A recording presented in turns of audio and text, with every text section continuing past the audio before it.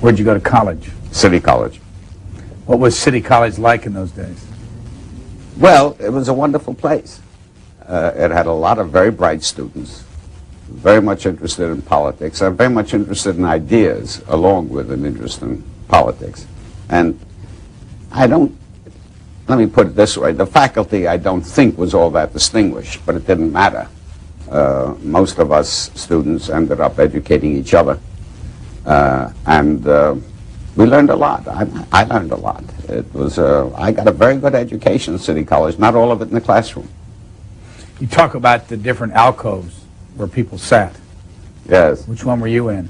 Alcove 1, which was the anti-communist or anti-Stalinist alcove, where socialists of various kinds and some liberals would congregate and argue and exchange ideas. And it was a very nice alcove. It was my second home. Was that in the cafeteria? Yes. All the alcoves were in an arc around the cafeteria. Anybody in that alcove that we would know? Any names that we recognize? Oh, yes. Some of them, anyhow.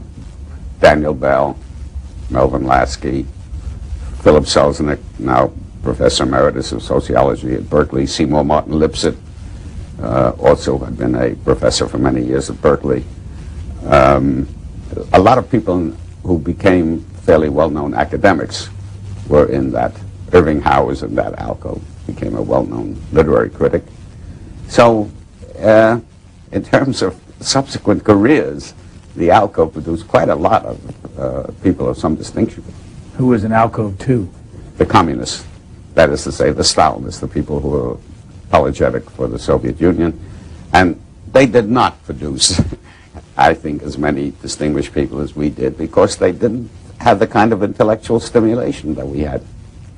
Who were some of the people that were in alcove 2? Honestly, don't recall. They meant nothing to me. Did alcove 1 or alcove 2 ever meet? No, alcove 2 was forbidden to even argue with us. I mean, that was the way the communist organization worked. Young Communist League dominated alcove 2, and they forbade having conversations or even disputes with Trotskyists or socialists or any sort of non-communist left-wing person.